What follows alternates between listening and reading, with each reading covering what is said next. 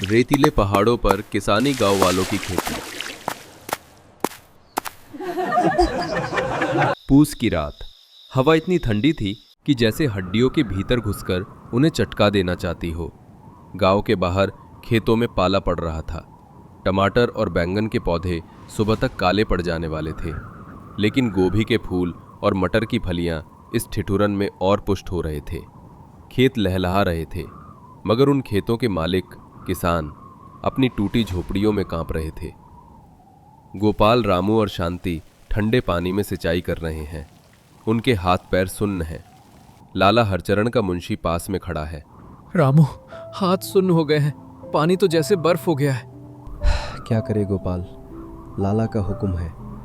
सूरज उगने से पहले सिंचाई पूरी होनी चाहिए, वरना दिहाड़ी काट लेगा। इस ठंड में तो सांस लेना भी मुश्किल है।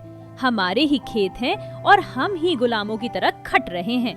कमला, जो पास में अपने बीमार बच्चे को गोद में लिए बैठी है, ठंड से कांपते बच्चे को देखकर चुपके से एक मटर की फली तोड़कर जेब में रखने लगती है। ए कमला, वो मटर की फली जेब में क्यों रख रही है? चोरी करती है? नहीं मुंशी जी, वो तो बच्चा 2 दिन से बुखार में तप रहा है। सोचा बस 2 दाने उबाल कर पानी पिला दूंगी। चुप कर, लाला जी का माल है, तुम लोगों को उगाने के लिए रखा है, खाने के लिए नहीं। फेंक इसे वापस और चल काम पर लग। कमला आंसू पीकर रह जाती है। शाम को दिहाड़ी के नाम पर उन्हें मिलता था थोड़ा सा सड़ा हुआ अनाज और कुछ रुपए। सबसे बड़ा जुल्म ये था कि उनकी उगाई ताज़ी सब्जियां ट्रकों में भरकर शहर के बाजार जाती और उनके बच्चे एक एक गाजर और मूली के लिए तरसते रहते। गांव में किसी के पास ढंग की रजाई नहीं थी। लोग पुआल बिछाकर उसके ऊपर फटे पुराने बोरे ओढ़कर रात काटते। ठंड झोपड़ी के छप्पर और मिट्टी की दीवारों की दरारों से सीधी अंदर आ रही थी। रामू की झोपड़ी। उसका 6 साल का बेटा ठंड से कांप रहा है। बापू, रजाई, ठंड, बहुत ठंड लग रही है। सो जा बेटा, सो जा, मैं हूं ना, सुबह सब ठीक हो जाएगा। पास की झोपड़ी से शांति की आवाज आती है। कैसी करनी है हमारी? खेत हमारे, मेहनत हमारी, और हम ही दाने दाने को मोहताज। इस साल ठंड भी जैसे जान लेकर मानेगी। धीरे बोल शांति, लाला के आदमी सुन लेंगे। सुनने दो, क्या कर लेंगे? जान ले लेंगे। वैसे भी तो तिल तिल कर मर ही रहे हैं। उस रात रामू का 6 साल का बेटा ठंड से अकड़ गया। सुबह जब रामू ने उसे झकझोरा तो उसका शरीर बर्फ की तरह ठंडा और बेजान हो चुका था। पूरे गांव में मातम छा गया। उस छोटी सी लाश को देखकर किसानों का सब्र टूट गया। बहुत हो गया, हम लाला के लिए सब्जियां उगाएं और हमारे बच्चे ठंड और भूख से मर जाएं, ये हम नहीं सहेंगे। पर करेंगे क्या गोपाल? गांव छोड़ दें तो जाए कहाँ? वो लाला हमें कहीं जीने नहीं देगा। कहीं भी जाएं, भीख मांग लेंगे, पर अब इस नर्क में नहीं रहेंगे। हम कल से लाला के खेत पर काम नहीं करेंगे। शांति ठीक कह रही है, अब गुलामी नहीं करेंगे। चलो अभी चलते हैं लाला के पास, आज ही फैसला होगा।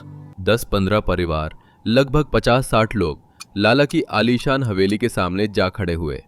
लाला, हम तुम्हारी जमीन पर काम नहीं करेंगे।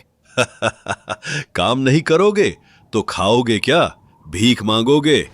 अरे मेरे बिना तुम सब 2 दिन में भूखे मर जाओगे। हम भीख मांग लेंगे पर तुम्हारी गुलामी नहीं करेंगे। अच्छा, इतनी हिम्मत? मेरी जमीन पर खड़े हो, मेरा अनाज खाते हो और मुझे ही आंख दिखाते हो? ठीक है, अगर मेरे खेत पर काम नहीं करना तो मेरी जमीन पर भी नहीं रहोगे। निकलो, दफा हो जाओ सब मेरे गांव से। लाला के लठैतों ने किसानों को धक्के मारकर उनका छोटा मोटा सामान झोपड़ियों से बाहर फेंक दिया। बेबस, बेघर, कड़ाके की ठंड में वे 50-60 लोग अपने रोते बिलखते बच्चों को लिए गांव से निकाल दिए गए। वे घंटों तक चलते रहे। सर्द हवा चाबुक की तरह बरस रही थी। बच्चे ठंड और भूख से बेहाल थे। उनके पास न खाना था, न ये पता था कि रात कहाँ गुजारेंगे। अब क्या होगा गोपाल? ये बच्चे इस ठंड में रात नहीं काट पाएंगे। वो देखो, वो टीला, वो रेतीला पहाड़ दिख रहा है। आज रात वहीं रुकते हैं, कम से कम हवा से कुछ तो आर मिलेगी। सब थके हारे टीले पर पहुंचते हैं। यहाँ तो और ठंड है। खुली रेत तो बर्फ से भी ठंडी होती है। यहाँ कैसे बचेंगे? रेत, हाँ, रेत ही हमें बचाएगी। रेत तो घर बना सकती है। पागल हो गए हो गोपाल, रेत का घर? नहीं शांति, देखो, अगर हम रेत में गड्ढा करें एक गुफा की तरह, तो ऊपर की ठंडी हवा से बच जाएंगे। जमीन के नीचे रेत गर्मी को रोकती है। चलो खोदो, अपने बच्चों को बचाना है तो खोदो। ये एक जुआ था, पर उनके पास खोने को कुछ नहीं था। सबने मिलकर अपने हाथों से, लकड़ियों से और साथ लाए थाली कटोरों से रेत खोदनी शुरू कर दी। वे रात भर खोदते रहे। सुबह तक उन्होंने टीले के किनारे पर 5-6 बड़े बड़े गड्ढे, पिट हाउस बना लिए थे, जो छोटी गुफाओं जैसे दिखते थे। सब थके हारे उन रेत के घरों में घुसते हैं। अरे, ये तो सच में गर्म है। बाहर की जानलेवा सर्द हवा के मुकाबले अंदर कितनी शांति है। कहा था ना, अब हमें कोई नहीं मार सकता। और ये देखो, मैं लाला की नजरों से बचाकर अपनी साड़ी के पल्लू में सब्जियों के कुछ बीज छिपा लाई थी। मैं भी कुछ लाई हूँ, पालक और गाजर के। ये बीज हमारी नई जिंदगी उगाएंगे। और इस ठंड का इलाज मेरे पास है। मैं कुम्हार का काम करता था। अब देखो हम इस ठंड को कैसे हराते हैं। रामू ने अपनी कारीगरी दिखाई। उसने एक बड़े मटके में छेद करके सूखी लकड़ियां सुलगाकर उसके ऊपर एक और मटका उल्टा रख दिया। कुछ ही देर में उस देसी मटका हीटर ने छोटे से रेत के घर को गर्म कर दिया। उन्होंने रेत को गोदकर बिस्तर और बर्तन भी बना लिए। लाला हरचरण सोच रहा था कि किसान घिसटते हुए माफी मांगने वापस आएंगे, लेकिन कोई नहीं आया। उधर रेतीले पहाड़ पर जिंदगी पनप रही थी। रेत की जमीन, जिसे सब बंजर समझते थे, जड़ वाली सब्जियों के लिए वरदान साबित हुई। छोटी छोटी क्यारियां हरी भरी हो गई हैं। देखो कितना हरा है। और ये मूली देखो, हमारी मेहनत रंग लाई। रात में सब अलाव के आसपास बैठे हैं। आज हमारे बच्चे पेट भरकर खाएंगे। कितना कितना मीठा है ये साग। बरसों बाद ऐसा स्वाद चखा है। ये हमारी मेहनत का स्वाद है रामू। वो सब्जी जिसे हम उगाते थे पर खा नहीं सकते थे, आज वो हमारे पेट में है। आज हम आजाद हैं। उस रात वे सब पेट भरकर खाकर अपने गर्म रेत के घरों में सोए। जल्द ही उन्होंने बची हुई सब्जियों को दूसरे रास्ते से शहर की मंडी ले जाना शुरू किया। रेगिस्तानी सब्जियों के नाम से उनकी ताज़ी सब्जियां महंगे दामों पर बिकने लगीं। कुछ ही महीनों में उनकी किस्मत बदल गई। रेतीला पहाड़ अब एक छोटा सा खुशहाल गांव बन गया था। ये सफलता लाला हरचरण से छिपी न रह सकी। जब उसे पता चला कि वही किसान जिन्हें उसने मर जाने के लिए गांव से निकाला था, आज शहर में उससे ज्यादा मुनाफा कमा रहे हैं, तो वो आग बबूला हो उठा। एक सुबह वो अपने लठैतों के साथ रेतीले पहाड़ पर आ धमका। वाह बे गोपाल, बड़े छिपकर बसे हो यहाँ। ये जमीन भी मेरे पुरखों की है। तुम सबने यहाँ नाजायज कब्जा किया है। लठैत क्यारियां उजाड़ने लगते हैं। रुक जाओ लाला, अब हम नहीं डरेंगे। तू मुझे रोकेगा? हम सब रोकेंगे। बहुत सह लिया तेरा जुल्म, अब और नहीं। ये हमारी जमीन है। हिम्मत तो देखो इनकी। मारो इन सबको, उजाड़ दो सब कुछ। जैसे ही लठैत आगे बढ़े, दूसरी तरफ से जीप की बत्ती चमकती हुई दिखाई दी। जीप से पुलिस इंस्पेक्टर और 2 सिपाही उतरे। इंस्पेक्टर साहब आप? हाँ लाला हरचरण, तुम्हें ही ढूंढ रहे थे। शांति गोपाल को देखकर मुस्कुराती है। जैसे ही लाला के आने की खबर मिली थी, मैंने चुपके से रामू को शहर भेज दिया था। पुलिस थाने जाकर लाला के बरसों के जुल्म, जमीन हड़पने के फर्जी कागजात और आज की धमकी, सबके खिलाफ एक पक्का पुलिस केस कर दिया था। इन सभी किसानों ने तुम्हारे खिलाफ धोखाधड़ी, जमीन हड़पने और जान से मारने की धमकी देने का मुकदमा दर्ज कराया है। झूठ है साहब, ये सब झूठे हैं। ये मेरी जमीन पर। इसका फैसला अदालत करेगी। ले चलो इसे। मुकदमा चला। 10-15 परिवारों की एकता और सच्चाई के आगे लाला के सारे वकील फेल हो गए। अदालत ने लाला हरचरण को 10 साल की सजा सुनाई और हुक्म दिया कि किसानों की सारी जमीनें उन्हें तुरंत वापस की जाएं। साथ ही बरसों की मेहनत का हर्जाना भी दिया जाए। कुछ हफ्तों बाद वे सभी परिवार रेतीले पहाड़ से वापस अपने गांव सुखपुर लौटे। लेकिन इस बार वे टूटी झोपड़ियों में नहीं, बल्कि पक्के घरों में गए, जो उन्होंने हर्जाने के पैसों से बनवाए थे। इस सर्दी गांव का नज़ारा कुछ और था। बच्चे गर्म स्वेटर पहने खेतों में दौड़ रहे हैं। कमला अपने पक्के घर के आंगन में चूल्हे पर ताज़ी सब्जियों का गर्म सूप बना रही है। गोपाल भाई, अब तो ठंड लगती ही नहीं। सच कहा, अब हमारे बच्चे भूखे नहीं सोएंगे। घर पक्के हो गए, खेत वापस मिल गए, पर हमारी असली हिम्मत वो रेतीला पहाड़ है। उसने हमें सिर छिपाने की जगह दी। नहीं कमला, उसने हमें सिर उठाकर जीना सिखाया। उसने सिखाया कि जब सब कुछ छिन जाए तब भी उम्मीद बाकी रहती है। और इस तरह उन्होंने उस रेतीले पहाड़ को नहीं छोड़ा। वो अब उनके लिए सिर्फ एक टीला नहीं, बल्कि उनकी हिम्मत, उनकी एकता और उनकी नई जिंदगी का प्रतीक बन गया था। सुबह का समय, मंदिर की घंटियां, पक्षियों की आवाजें। हर बहू की कहानी अलग होती है, पर उसकी शुरुआत एक जैसी। नई जगह, नए रिश्ते और अनगिनत उम्मीदें। ठीक यहाँ भी 5 बहुओं की कहानी थी जो अपना घरेलू बहू का जीवन बिता रही होती है। माँ जी, चाय बन गई है, पराठे भी तैयार हैं। सब आ जाइए, मैं नाश्ता लगा देती हूँ। अच्छा, अब पूजा का थाल भी सजा दो बहू। और तेरी शादी हुए इतना समय हो गया है, फिर भी तुझे कुछ समझ नहीं आया क्या? अरे पहले पूजा होती है, उसके बाद हम सब चाय नाश्ता करते हैं। माँ जी, वो तो मुझे पता है, पर कल हम सब देर से सोए थे। आज भी सब काफी देर से उठे हैं, तो मुझे लगा कि आज सब नाश्ता करके अपने अपने काम पर जाएंगे। काम तो होता रहता है बहू, लेकिन भगवान की भक्ति नहीं रुकनी चाहिए। तभी वह रीमा परेशान होकर आती है। मीटिंग 9 बजे है, पर नाश्ता भी बनाना है। अरे तुम चिंता मत करो, हमने नाश्ता बना दिया है। क्लाइंट का डिजाइन भेजना है, पर पहले झाड़ू पोंछा। थोड़ा काम निपटा लूं, फिर सिलाई मशीन चलाऊंगी। अरे तुम पांचों तो ऐसे दिखा रही हो कि सब काम तुम्हें ही करना होता है। जिसकी मीटिंग है, जिसको सिलाई करनी है या किसी को भी कुछ भी करना हो वो कर लेना, लेकिन घर के काम को इतना तामझाम वहाँ क्यों दिखाना है? चलो चुपचाप सब अपना अपना काम करो। ये है हमारी 5 बहुएं, जिनके दिन शुरू होते हैं दूसरों के लिए, खुद के लिए नहीं। वैसे हर बहू की यही कहानी होती है। सुनीता रसोई में, हाथ में बेलन, माथे पर पसीना।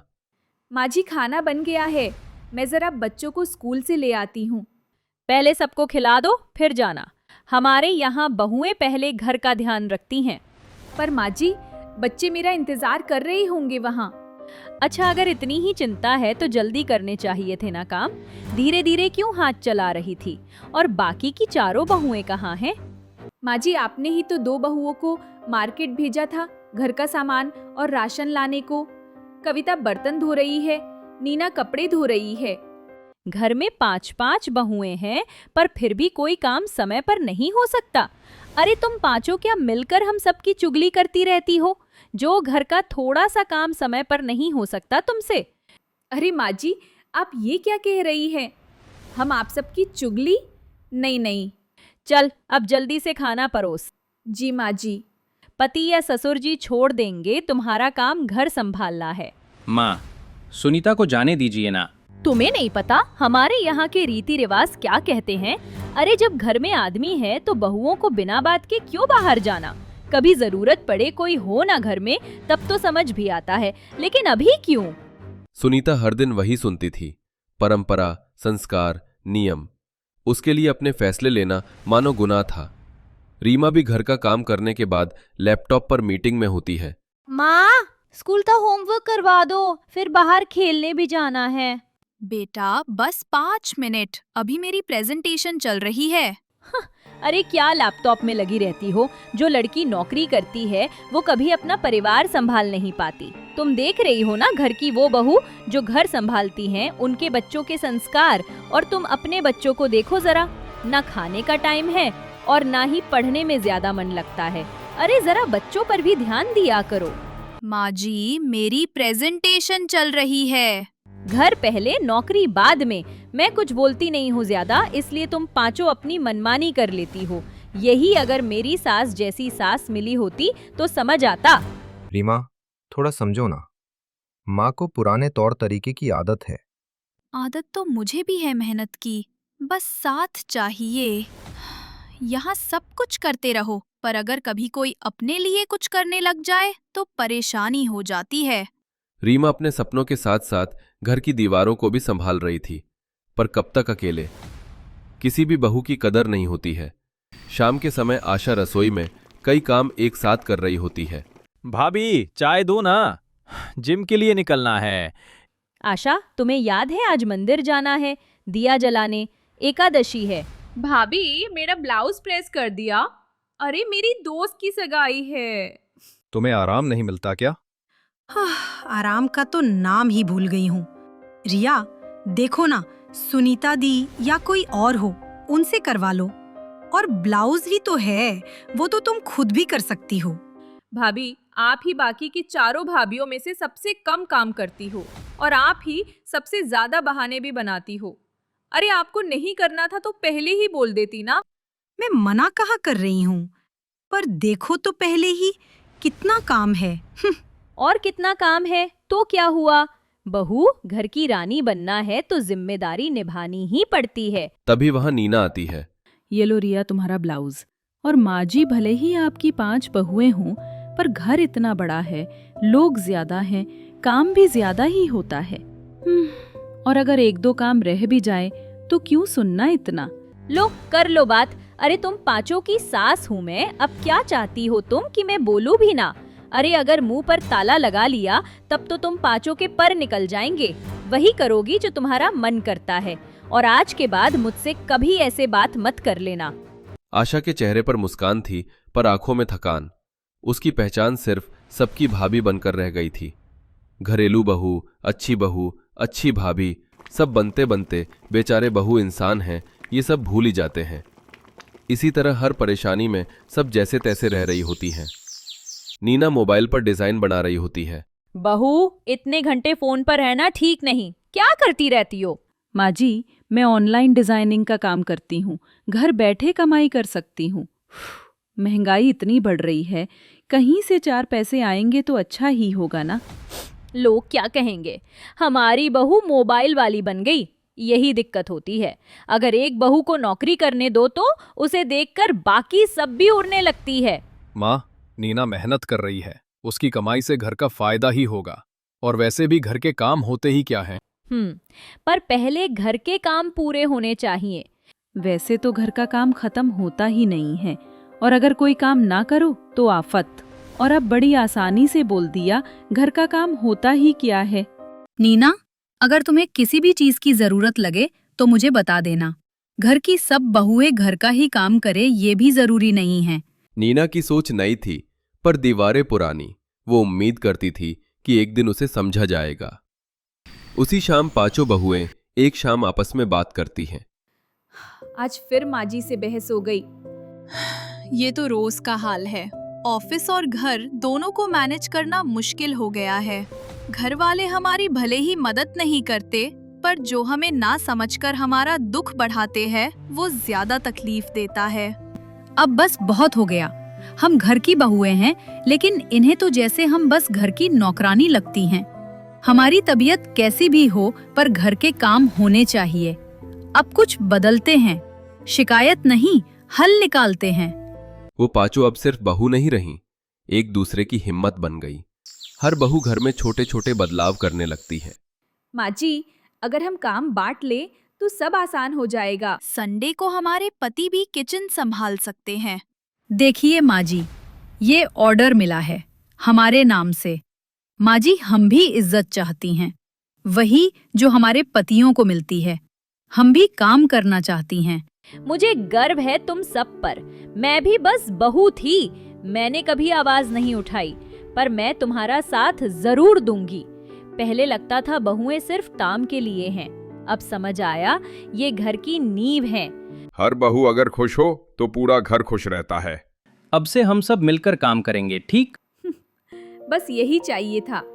हम सब तो शुरू से ही सब संभाल सकती थी, पर ना ही कोई विश्वास कर रहा था और ना ही आगे बढ़ने देता था। अब मेरा घर भी मेरी आजादी समझता है, और मेरा ऑफिस, मेरा घर दोनों संतुलित हैं। धीरे धीरे हर घर में समझ और सम्मान की रोशनी फैलने लगी। सब बहुएं सुबह सुबह साथ में गार्डन में बातें करती हुई। अब उनकी दुनिया बदली नहीं, खिल उठी थी। अब काम बोझ नहीं, अपनापन लगता है। जब सब साथ हों तो सब आसान लगता है। अब घर में मदद का माहौल है, प्यार बढ़ गया है। माँ जी अब मेरे काम की तारीफ करती हैं। मेरे ऑर्डर डबल हो गए हैं और घर भी खुश है। हम भी सपने देखती हैं। हम भी थकते हैं पर रुकते नहीं। हम भी घर को अपना मानती हैं। बस थोड़ी समझ चाहिए। क्योंकि हम बहू हैं, पर किसी से कम नहीं। हर बहू सम्मान की हकदार है। पूरा परिवार साथ में, हंसी खुशी का माहौल होता है। घरेलू बहू का जीवन कठिन जरूर है, पर वही घर की सबसे बड़ी ताकत भी है। बस थोड़ा सम्मान, थोड़ा साथ, और हर ससुराल बन जाएगा घर। तुमसे ही इस घर की रौनक है, और अगर तुम ही शांत हो जाओगी तो घर में बिल्कुल सन्नाटा हो जाएगा। इसलिए अब तुम्हें भी वो बराबरी और हक मिलेगा जो घर की बेटी या बेटों को मिलता है। जिस तरह से आप सब लोगों ने अपनी सोच बदली है, वैसे अगर सब सोचने लग जाए तो सच में लड़की के 2 घर हो जाएंगे। हर बहू का सम्मान करे, वही घर की जान है। बहू सुबह सबसे पहले घर के कामों में जुट जाती है। खाना बनाना, सफाई, परिवार के सदस्यों की देखभाल। कई घरों में उसे अपने निर्णय खुद लेने की स्वतंत्रता होती है, तो कई जगह परंपराओं की दीवारें उसे सीमित कर देती हैं। उसके ऊपर ये उम्मीद भी रहती है कि वो सबका दिल जीते, घर को संभाले और अपनी पहचान बनाए रखे। शोभा के कहने को तो 2 बहुएं होती हैं, पर शोभा अपनी बड़ी बहू को ज्यादा मानती है और हर बात पर उसका ही समर्थन करती है। ऐसे ही एक शाम शोभा अपनी बड़ी बहू कविता के साथ चाय पी रही होती है। माँ जी, कल मैं मॉल गई थी तो मैंने वहाँ से आपके लिए साड़ी ली है, पहनो ना एक बार। आप पर वो साड़ी बहुत ज्यादा सुंदर लगेगी। आपको पता है वो बिल्कुल सिल्क प्योर की है। अरे कविता बहू, तू इतनी अमीर है, कहीं भी जाती है तो मेरे लिए जरूर कुछ ना कुछ लेकर आती है।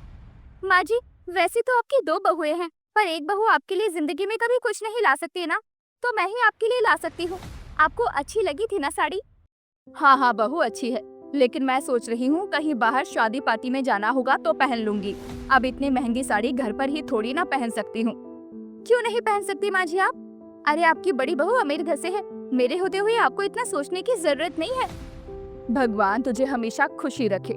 देख रही है ना राधा, बहुएं कैसी होती है। अरे तुझे शर्म नहीं आती है क्या? माँ जी, गुड़िया को बुखार है, थोड़े पैसे दे दो, उसकी दवाई लानी है। बहाने मत बना राधा पैसे मांगने के। अरे इतनी ही दिक्कत है तो अपने पति को बोलना ज्यादा पैसे कमाया करे। एक तो वो कमाता नहीं अच्छे पैसे, ऊपर से तुझ गरीब को घर की बहू बना दिया। माँ जी, गुड़िया आपकी भी तो पोती है, उसकी तबीयत खराब है। उसकी तबीयत को लेकर मैं बहाने थोड़ी ना बना रही हूँ। मुझे अपना दुखड़ा मत सुनाओ। वैसे भी तू कुछ लेकर तो आई नहीं, फिर पता नहीं कौन सा हक जमा रही है। अपनी सास की बात सुनकर राधा कुछ नहीं कहती। ऐसे ही अक्सर राधा को अपने ही घर में काफी ज्यादा खरी खोटी सुनने पड़ती है। कई दिन निकल जाते हैं। कुछ दिन बाद काफी ज्यादा बारिश हो रही होती है। माँ जी, इतने दिनों बाद इतना अच्छा मौसम हुआ है और अब तो लगातार बारिश का ही मौसम रहेगा। हाँ बहू, और बरसात में ही अक्सर खाने का मजा आता है। आज ही देख ले, बरसात में चाय पकोड़े का स्वाद दुगना हो गया है ना। माँ जी, आप बिल्कुल ठीक कह रही हैं, पर माँ जी आपको नहीं लगता हमारी वजह से इस राधा की भी कितने मजे हैं? मैं कुछ समझी नहीं बहू। अरे माँ जी, आप खुद देखो ना, मेरा पति इतना कमाता है, मैं कितना कुछ अपने मायके से लाई हूँ, उन सब का इस्तेमाल तो वो भी करती है ना। हाँ बहू, तू बोल तो बिल्कुल ठीक रही है, पर अब हम क्या कर सकते हैं? माँ जी, हम नहीं कर सकते, आप तो कर सकती हो ना। अरे आप सास हो, आपका फैसला हम सबको मानना ही पड़ेगा। आप चाहो तो कुछ भी कर सकती हो। कविता की बात सुनकर शोभा भी अब अपना दिमाग लगाती है। कुछ देर बाद शोभा अपनी कड़कती आवाज में दोनों बहुओं से कहती हैं, अब बहुत हुआ, इस बार दोनों बहुओं को अलग कर रही हूँ मैं। कविता पक्के मकान में रहेगी और घर के आगे जाकर ही झोपड़ी का घर है। वहाँ राधा थोड़ी दलदली जमीन है, पर वो घर तेरा है आज से। माँ जी, वो तो आधा धंसा हुआ है, उसमें हम कैसे रहेंगे? और अब मौसम भी तो देखिए ना, उस घर का क्या भरोसा। तुम्हारी जैसी मिट्टी की बहू को मिट्टी ही रास आएगी, और तुम में इतनी हिम्मत आ गई कि अब तुम माँ जी की बात का जवाब दे रही हो। बहुत बोलने लगी है राधा, अब चुपचाप अपना सामान उठाओ और जाओ यहाँ से। ये फैसला आखिरी है मेरा। अगर तुम्हें मेरी बात माननी है तो वो भी तुम्हारे ऊपर है। अभी कम से कम छत तो मिल रही है ना। अगर तुम बात नहीं मानना चाहती तो शायद तुम्हें छत भी नसीब ना हो। राधा के पास अब दूसरा कोई चारा भी नहीं होता है। राधा अपना सामान बांधती है और अपने परिवार के साथ उस दलदली से मकान में आ जाती है। अरे इसमें तो पैर भी धंस रहे हैं। अरे कितना पानी भरा है। छत भी टूटी हुई है। अरे हम यहाँ कैसे रहेंगे? मैं जाकर अभी माँ से बात करता हूँ, वो हमारे साथ ऐसा नहीं कर सकती। नहीं, रहने दीजिए। माँ जी से बात करने का कोई फायदा नहीं है, और क्या पता आप बात करने जाओ और माँ जी को गुस्सा ही आ जाए और ये छत भी हमारे सर से छीन जाए। लेकिन राधा, कोई बात नहीं, अब जो है यही है। हम सच्चाई से तो भाग नहीं सकते ना। माँ, ये घर तो बहुत डरावना है। छत से पानी टपक रहा है और हर तरफ इतने जाले लगे हुए हैं। दलदली होने की वजह से सामान भी कुछ टिक नहीं रहा जमीन पर। बेटा, यही हमारा घर है, अब हम इसे अपना बना लेंगे। राधा दीवार पर प्लास्टिक की थैली टांगती है ताकि पानी न टपके। भीगे लकड़ियों से चूल्हा जलाने की कोशिश करती है। वहीं दूसरी तरफ पक्के मकान में मजे से रह रही होती है। माँ जी, ये लीजिए गर्मा गर्म भुट्टा। बारिश में इससे बढ़िया कुछ नहीं। वाह कविता बहू, तेरे हाथों में स्वाद है। जब से वो राधा घर से गई है, घर में एक अलग ही सुकून मिल रहा है। हाँ, ये तो तूने बिल्कुल ठीक कहा। राधा को दलदली जमीन वाले घर में काफी परेशानी हो रही थी। रात के समय जब वो सब जमीन पर सो रहे होते हैं। माँ, अरे माँ, बचाओ बचाओ। क्या हुआ गुड़िया? माँ देखो ना, मेरा पैर जमीन में धंस रहा है। माँ निकालो, मुझे बहुत डर लग रहा है। महेश और राधा मिलकर गुड़िया का पैर जमीन से निकालते हैं। राधा, दलदली जमीन पर रहना बहुत मुश्किल है। एक काम करते हैं, आज रात हम बाहर सो जाते हैं। हाँ, ये सही रहेगा। रुकिए, मैं चटाई ले लूं। राधा अपने परिवार के साथ घर से बाहर निकलती है। वो देखती है कि काफी ज्यादा जोरदार बारिश हो रही थी। नहीं, हम बाहर नहीं सो सकते। इतनी बारिश हो रही है, तबीयत खराब हो जाएगी। पर माँ, अंदर भी कैसे हम सो सकते हैं? अरे मेरी प्यारी गुड़िया रानी, तू चल, मैं बताती हूँ हम अंदर कैसे सोएंगे। कहते हैं ना, मुसीबत में ही इंसान जुगाड़ का सहारा अपनाता है। तो राधा ने भी ठीक ऐसे ही किया। राधा हवा में रस्सी की मदद से फट्टे बांधती है। अरे वाह राधा, तुम्हारा जुगाड़ तो काफी अच्छा है। चलो, आज की रात तो जैसे तैसे निकल जाए। अब रहना ही यही है तो कुछ ना कुछ करना ही पड़ेगा। आप बिल्कुल ठीक कह रहे हैं। हम ऐसे तो नहीं रह सकते। धसी हुई दलदली जमीन खतरनाक भी होती है। इसी तरह बारिश की वजह से दलदली जमीन और धंस रही थी। राधा के परिवार को काफी मुसीबत भी होती है। सुनिए, अभी बारिश नहीं हो रही तो हम सूखी मिट्टी दलदली जमीन के ऊपर डाल देते हैं, समतल हो जाएगी। ठीक है, मैं थैले में मिट्टी लेकर आता हूँ। महेश कुछ देर बाद थैले से मिट्टी लेकर आता है और दोनों पति पत्नी उस मिट्टी को जमीन पर डालने लगते हैं कि तभी वहाँ कविता और शोभा आते हैं। ओहो बेचारी राधा, मिट्टी डालकर दलदली जमीन को समतल कर रही हो। अब हाथ पे हाथ धरे तो नहीं बैठ सकते हैं ना हम लोग। शुक्र मनाओ हमारा कि मैंने तुम्हें घर से निकाल दिया, तब तो तुम दोनों अपने पैरों पर खड़े हुए हो। माँ जी, कोशिश ही तो करनी है। आपके साथ एक परिवार में भी प्यार से रहने की कोशिश कर रहे थे और यहाँ दलदली जमीन को समतल करने की कोशिश कर रहे हैं। शोभा और कविता दोनों राधा का मजाक बना रहे होते हैं। तभी बारिश होने लगती है और छत भी टपक रही थी। माँ, सूखी मिट्टी तो फिर से गीली हो गई। हाँ राधा, कुछ फायदा नहीं हुआ इतनी मेहनत करके। वैसे मुझे तुम लोगों पर बहुत तरस आ रहा है, पर सही ही हो रहा है तुम्हारे साथ। अच्छा, हम चलते हैं। वो क्या है ना, आज हम लोग चाट बनाकर खाएंगे बारिश में। कविता और शोभा दोनों मजाक बनाकर वहाँ से चले जाते हैं। भगवान भी गरीबों की ही बार बार परीक्षा लेते हैं, लेकिन हम भी हिम्मत नहीं हारने वाले। राधा हिम्मत नहीं हारती है और जैसे तैसे अपने परिवार के साथ गुजारा कर रही होती है। ऐसे ही कई दिन निकल जाते हैं। एक रात में कविता दीपक से फुसफुसा रही होती है। अब माँ जी भी तो बोझ बन रही है, हर वक्त कुछ ना कुछ मांगती रहती है। क्यों ना उन्हें भी राधा के पास भेज दूं।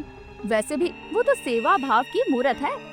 माँ ने हमें पाल पोस कर बड़ा किया है कविता, यूँ कैसे भेज दूं? तो रखो उन्हें, मगर कल से मैं अलग रसोई कर लूंगी। सब जान लेना, मुझे किसी का बोझ नहीं चाहिए। अपनी पत्नी की बात सुनकर दीपक भी चुप हो जाता है। अगले दिन कविता ने अपनी सास को बिस्तर समेत बाहर कर दिया होता है। तेज बारिश हो रही थी। मैंने हमेशा अपनी बहू का साथ दिया और उसने ही मुझे घर से निकाल दिया। अब मैं कहाँ जाऊँ? शोभा चौराहे पर ही बारिश में भीगी खड़ी होती है। कुछ देर बाद राधा खाना बना रही होती है। तभी दरवाजा खटखटाने की आवाज आती है। माँ, कोई दरवाजे पर है। राधा दरवाजा खोलती है तो सामने भीगी हुई सास खड़ी होती है। माँ जी, आप यहाँ इस हालत में? क्या हुआ? सब ठीक तो है ना? अब अंदर आइए। बहू कविता ने मुझे निकाल दिया। अब कोई ठिकाना नहीं है मेरा। मैंने कभी तेरे साथ अच्छा बर्ताव नहीं किया, शायद इसीलिए मुझे भगवान ने सजा दी है। माँ जी, आपकी बहू हूँ ना मैं, हमारे घर में रहोगी आप। घर तो टूटा हुआ है माँ जी, मगर दिल सलामत है। अंदर आइए।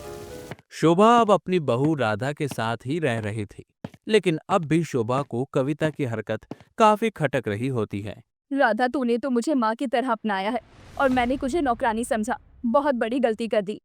माँ जी, आप मेरी माँ ही हो और कोई बात नहीं है। माँ जी, आप क्यों पुरानी बातें लेकर बैठी हो? नहीं बहू, मैंने जो गलत किया है तेरे साथ उसे तो सही करना पड़ेगा।